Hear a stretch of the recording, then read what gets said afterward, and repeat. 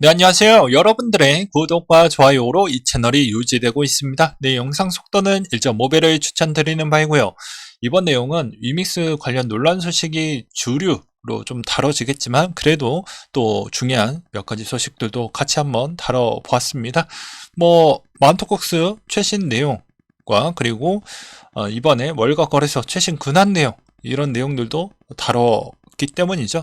항상 구독자님 그리고 멤버십 회원님들이 응원해 주신 만큼 저도 계속 열심히 달려가 보도록 하겠습니다. 최근에 이제 나스닥이 어느 정도 그래도 잘 버텨주고 있기 때문에 살짝 소폭 조정이 나왔는데 어떻게 보면 비트코인도 덩달아 조정이 또 나와 주었습니다. 이번에도 실시간 방송하고 나서도 제가 이야기를 했죠. 저는 원칙과 기준에 맞춰서 저는 제 구간에서 매수 타이밍을 못 잡았으면 그냥 계속 관망을 할 뿐이다 라고 이야기를 했습니다. 그러니까 여러분들도 공부를 했으면 이 내 마음을 다스릴 줄 아는 연습도 필요합니다. 왜냐? 내 원칙을 또 지키지 않았을 경우에는 또 기준점이 없기 때문에 또 붕 떠질 확률이 매우 높아요. 그럼 투자 실패할 확률이 매우 높기 때문입니다. 그래서 2월 달에는 일단 저는 조금 더 지켜볼 필요성이 있을 것 같고요. 그 근거는 무엇이냐면 2월 달이 항상 좋았습니다. 네, 그냥 확률적으로 본다라고 하면 2023년도에서 13년도 기준치 10년물 걸로만 본다라고 해도 확률이 80%가 나오게 되는 것이죠. 그렇기 때문에 상당히 좋은 장이다. 근데 3월달 비중 대비부터는 확연하게 떨어지기 때문에 여전히 좋지 않은 결과에 있는 확률이 매우 높아지는 구간대로 들어가니 조정이 나와도 이상하지 않는다 라고 생각이 들기 때문입니다. 그래서 조급할 필요 없고 본인의 기준과 원칙을 잘 지켜내가는 그런 연습도 필요하다라는 이야기를 좀 드렸고요. 그 다음에 시장의 이제 분위기에 조금씩은 바뀌어 가고 있습니다. 최근에 미국의 시장 조사 업체에서 시장의 심리는 매우 탐욕스럽다라는 이야기가 나왔는데요. 페리어트 스트레티지스 창립자도 이런 이야기를 했다라고 합니다. 그동안 나스닥 100 지수가 S&P 500 지수를 크게 앞섰는데 점점 사그라들고 있다. 그러니까 이게 그 그래프거든요. 보게 되면 나스닥만 주구장창 달렸죠. 근데 여기서 이제 포인트는 무엇이냐면 이게 갭 차이가 너무 많이 벌어지게 되면 언젠가는 다시 수렴하는 형태가 나오게 됩니다. 이런 구간대를 이야기를 하는 것 같아요. 그렇기 때문에 지금은 너무 많이 격차가 벌어졌기 때문에 아무래도 다시 한번 조금씩 조정이 나오지 않겠냐라는 이분의 주장이 좀 있었습니다. 그리고 비트코인을 통해도 알 수가 있다. 시장 추세를 취약하게 만든다. 최근의 상승세는 중단기적일 것 같고 아무래도 이제 수명이 다해지는 거 아니겠냐라는 이야기를 해주고 있는 실정입니다. 또 다른 그래프는 좀 준비를 안 했는데 그냥 말로만 떼운다라고 하면요. 최근에 미국의 피벗에 따른 외치는 확률도 매우 낮아졌고요. 미국이 생각보다 경기가 상당히 좋을 것이냐에 따른 그런 그래프도 많이 꺾였기 때문입니다. 그 다음으로 미국 따라가자니 경기가 울고 금리가 고민이 좀 많다라는 한국은행에 따른 고민이 좀 있을 것 같은데요. 만약에 이 액션을 아직도 취할 수 있는 옵션이 좀 많습니다. 0.5를 할 수 있는 확률도 있어요. 왜 그럴 것 같습니까? 어차피 4.75밖에 안 되기 때문에 0.5를 한다고 해도 5.25밖에 안 되죠.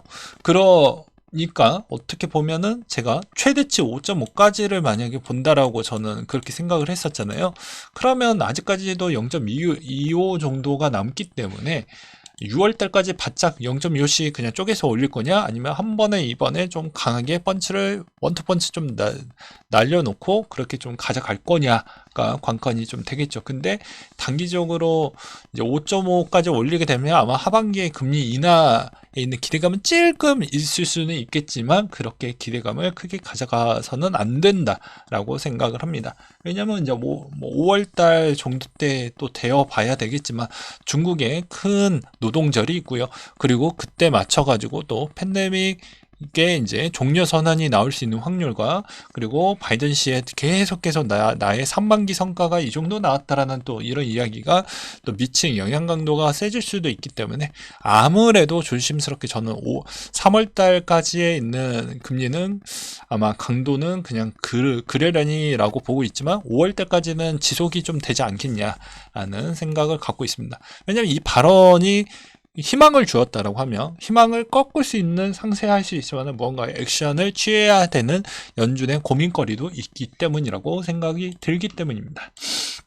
그 다음으로 암호화폐 가격이 오르는 세 가지 이유라고 해서 구탐 애널리스트가 이런 이야기를 했다라고 하는데요. 미국 규제는 매우 제한적이고 미국의 시장에서 규제가 대래 완화가 되었다. 홍콩, 아시아 쪽이 야 이쪽으로 오세요 자꾸 하다 보니까 그 영향도 좀 있었던 것 같다. 가격의 단기 급등에 따른 쇼커버리 현상이 좀 있지 않았냐. 플러스 추가 자금 유입도 좀 한몫을 했던 것 같다 라고 이런 이야기가 있었고요. 지난 2년간 다섯 번째로 큰 스테이블 코인의 유출 규모를 보았는데 BUSD가 유출이 4억 만 개가 유출이 되었고요. 비트코인 6,008만 개가 유출이 되었다라고 합니다. 반면 USDC가 1억 7천만 달러가 유입이 됐다라고 하는데요. 금액으로는 그렇게 크진 않습니다. 그래도 기간에 있는 물량이 이렇게 들어오고 있다라는 게 상당히 의미가 있다. 왜냐하면 시장이 이렇게까지 안 좋았는데도 불구하고도 들어왔다라는 게 큰 의미가 있다라고 볼 수가 있겠고요. 그 다음으로는 이제 메인 주제 위믹스 관련 소식인데요. 자, 이때도 닥사 기준에서 야 위믹스 상장 폐지 주동자 누구냐? 업비트 코인원이었다 라고 되어져 있어요. 그래서 보게 되면 파트너십 이메이드 이렇게 뭐 되어져 있는데 차명훈 씨, 뭐 아이 팩토리 이렇게 되어져 있었어요. 근데 최근에 다시 상장을 하니까 또 급등을 보여주고 있습니다. 네, 위믹스 급등을 보여주고 있는데 이제 이게 좀 웃긴 건 아까도 주동자 역할로 했는데 보니까 여러 이야기가 좀 많이 나와주고 있더라고요. 이제 과거의 행적부터 나오게 되는데 루나로 이제 거슬러 올라가게 됩니다. 네, 루나 때도 폰지 스캠 터져서 난리가 일어났던 날에서도 자기 거래소 쓰라고 SNS 광고를 했던 그런 대표였기 때문에 그만큼 신뢰도가 많이 없다라고 생각이 들었고 투자자의 그런 보호 체계는 버리고 그냥 수수료만 챙기려고 하는 그런 동향이 훨씬 더 많았다라는 것이 되겠고요. 그 다음으로 코인원 피카 등의 상장 뒷돈으로 수억 원 챙겼던 브로커 구속이 됐다라고 합니다. 그래서 수사를 확대할 예정이 있었고요. 그리고 여기에서도 보게 되면 위믹스처럼 유통량 장난치다가 업비트에서도 상폐가 되었다. 코인원은 사실상 운영을 멈춰 피카를 여태 상장 유지를 하고 있었다. 그래서 피카 프로젝트 대표가 조금 어리죠. 근데 여기에서도 뭐 국회의원 뭐 출마까지 하면서 좀 여러 가지 논란거리도 좀 많이 있었는데요. 이런 동향만 보아도 어떻게 보면 코인원이 너희들은 무슨 여기에서 문제거리 있는 애들만 집합되어져 있는 그런 코인들만 뭉쳐놨냐 라는 이미지를 만들어낸 부분이라고 또 생각을 해볼 수도 있습니다. 그렇지 않습니까? 그러면 코인원에 있는 거래소의 신뢰도가 자연적으로 내려가게 될 텐데 지금 물불 가리지 않고 그렇게 하고 있다는 게 전 좀 웃기다라고 생각이 들더라고요.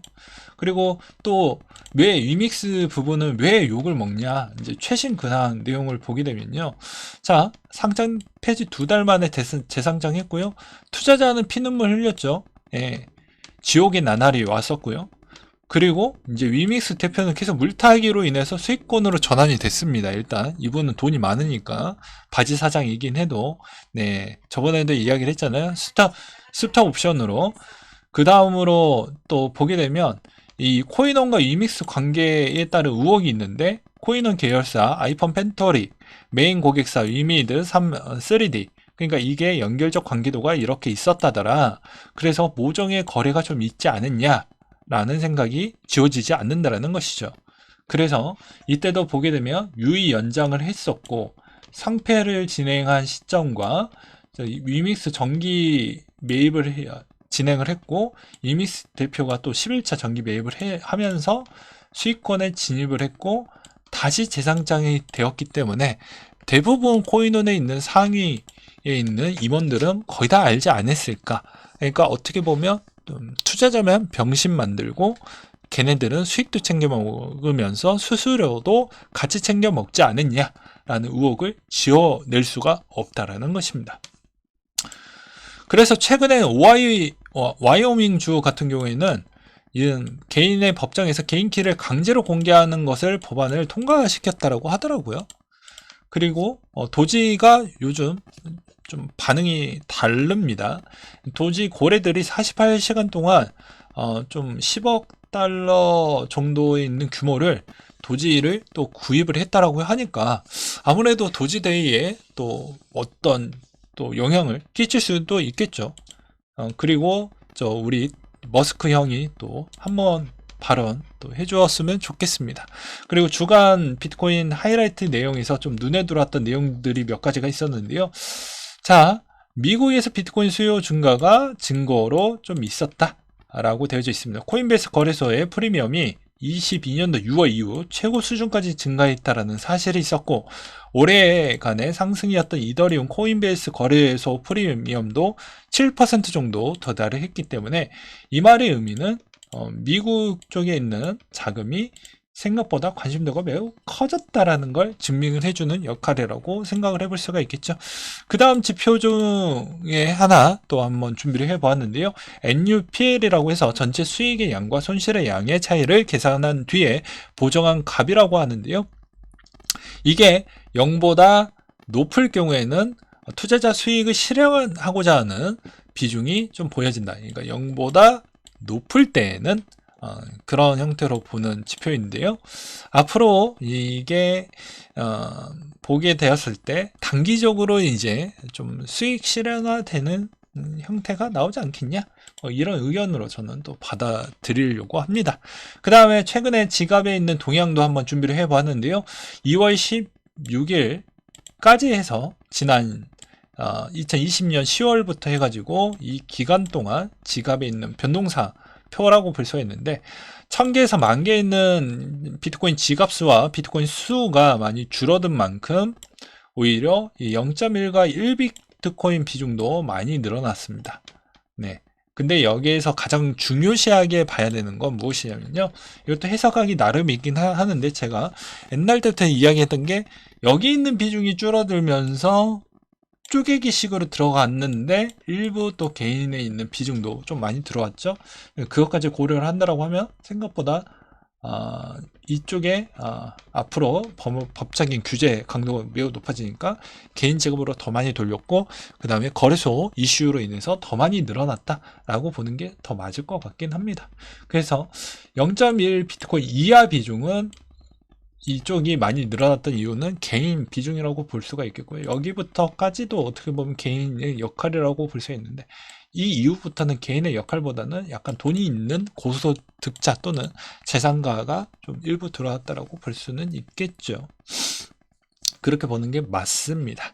근데 전반적으로 이제 여기서 또 알 수 있는 점은 무엇이었냐면 지갑의 수가 제일 공통적으로 다 늘어났다는 것이죠. 오히려 1000개에서 10,000개의 비중만 좀 줄었다는 건 아무래도 지갑적이기가 들어갔다라고 보는 게 더 맞습니다.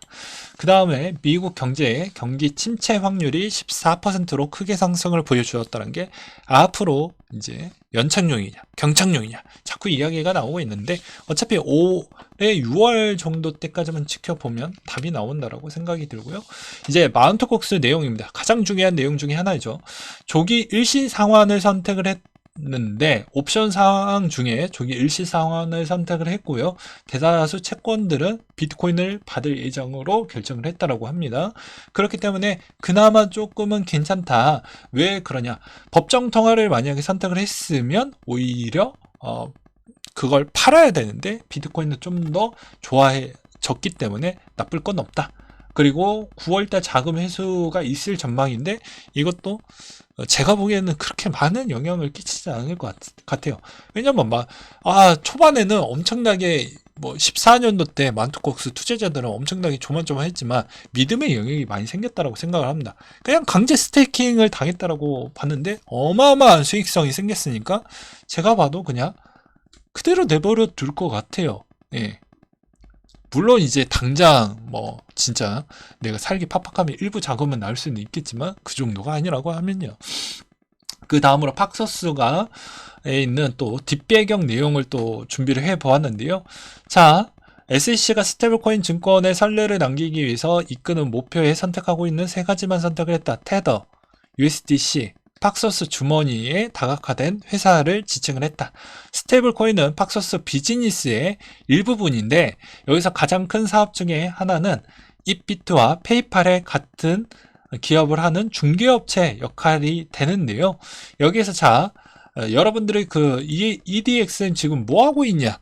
야, 언제 이거 오픈할 거냐? 이런 이야기 있는데 아직 나온 건 없습니다. 근데 EDXM하고 연결적 관계도가 있다라는 게 이번에 팍소스 부분이라고 볼 수도 있겠죠. 그래서 BUSD를 계속 조지면서 그 BUSD에 있는 마켓이 어느 정도 힘이 계속 많이 빠져나가고 있는 추세이다 보니까 오히려 테더 마켓이나 USDC 마켓이나 그 다음에 법정통화 마켓 쪽으로 자금이 이쪽으로 가니 화력이 더 커졌다라고 볼 수는 있게 되는 형태라고 볼 수는 있죠. 왜 그러냐면 어차피 BUSD 마켓은 바이낸스 마켓밖에 없기 때문입니다. 그러면 이 시너지 효과는 당연히 우리한테 일시적으로 영향을 줄 수 있는 효과라고 볼 수가 있게 되는 것이겠죠. 그래서 최근에 있는 동향도 BUSD 쪽에 있는 비중은 계속 빠져나가고 있는 실정입니다. 언제까지 멈출지는 저도 잘 모르겠어요. 근데 이제 바이낸스 빡빡이 형이 나 죽을 것 같아요 막 이렇게 요즘 뭐 하면서 싱가포르 달러와 유럽 달러 쪽에 있는 통화 마켓이 좀 더 많이 들어와 줬으면 좋겠어요. 우리 달러 이렇게 막 뒤지게 저를 많이 패고 있으니까 너무 싫어요. 뭐 이런 이야기도 하기도 했었지만 그건 이제 본인 입장인 거고. 그 다음에 이더리 11 소각량도 6,481개로 지난 5월달 이후 사상 최대치까지 보여주고 있는 실정이라서 이더의 가격이 계속 방어가 되는 이유와 그 다음에 청담론 주가 조작 이진 씨가 코인 조작으로도 압수수색을 또 당했다고 합니다. 앞으로 검찰은 뭐 코인원의 논란 부분이 어떻게 해결을 할 것인지 이것도 매우 저는 좀 기출을 보여지는 부분이고요. 이진 씨는 또 이런 마켓 메이커 MM이라고 이야기를 하죠. 시세 조작을 했던 부분을 아마 피해 나가기에는 쉽지 않은데 또 어떻게 피해 나갈지 매우 궁금해지기도 합니다. 그 다음으로 미국의 SEC 테라폼 랩스 권도영 씨도 기소를 좀 했고요. 캐나다가 이달 말까지 암호화폐 거래소 사전 등록 규정을 강화했다고 합니다. 요즘 탈세가 많이 심해지고 있고 이 규제와 규정의 강도는 앞으로 높아질 수밖에 없는 이유는요.